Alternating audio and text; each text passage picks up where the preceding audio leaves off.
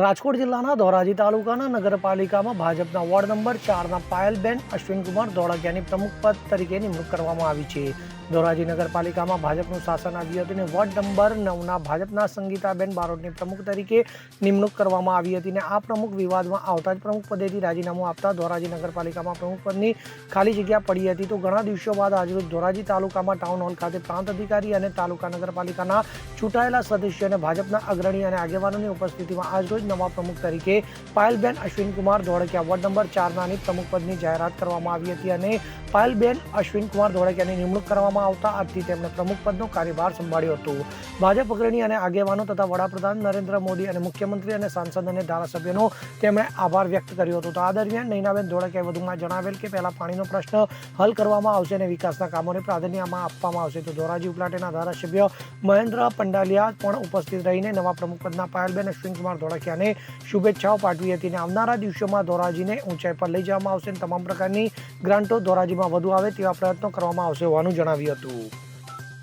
આજરોજ ધોરાજી નગરપાલિકાના પ્રમુખની વરણી હતી અને સર્વસંમતિથી એક જ અવાજે પાયલબેન ધોળકિયાના પ્રમુખ પાયલબેન ધોળકિયાની નવા પ્રમુખ તરીકે વરણી થઈ છે. અને આ તકે ભારતીય જનતા પાર્ટીના ધોરાજી શહેર ધોરાજીના બધા જ નગરસેવકો અને આખા વિસ્તારના તમામ કાર્યકર્તાઓ વતી હું પાયલબેનને ખૂબ ખૂબ અભિનંદન અને શુભેચ્છા પાઠવું છું.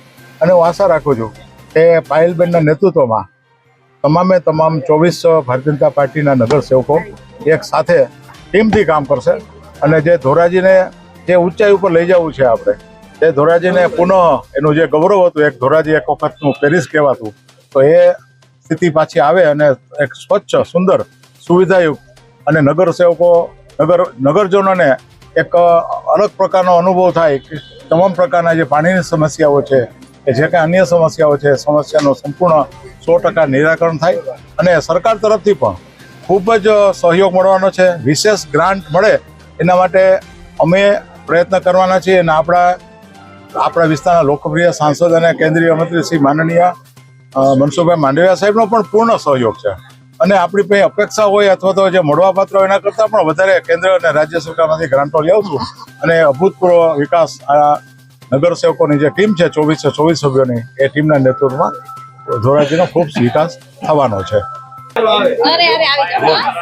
આપણા ભારતના વડાપ્રધાન શ્રી નરેન્દ્ર મોદી સાહેબ, આપણા મુખ્યમંત્રી શ્રી ભૂપેન્દ્ર પટેલ સાહેબ, આપણા સાંસદ સભ્ય શ્રી ડોક્ટર મનસુખભાઈ માંડવિયા સાહેબ, આપણા ધારાસભ્ય શ્રી મહેન્દ્રભાઈ પાડલિયા સાહેબ, હું બધાનો ખૂબ ખૂબ આભાર માનું છું અને ખાસ કરીને ભારતીય જનતા પાર્ટીનો આભાર માનું છું કે એમને મને પ્રમુખ તરીકેની જવાબદારી આપી. સૌનો સાથ, સૌનો વિકાસ, સૌના પ્રયાસ થકી આવનારા દિવસોમાં ધોરાજી શહેર માટે કામો કરીશ. અલ્પેશ ત્રિવેદી સાથે CN24 ન્યૂઝ ધોરાજી. હવે જુઓ દેશ દુનિયાની તમામ ખબરો તમારી આંગળીના ટેરવે. ઉઠાવો મોબાઈલ અને Google Play Store પરથી ડાઉનલોડ કરો અમારી CN24 ન્યૂઝ મોબાઈલ એપ.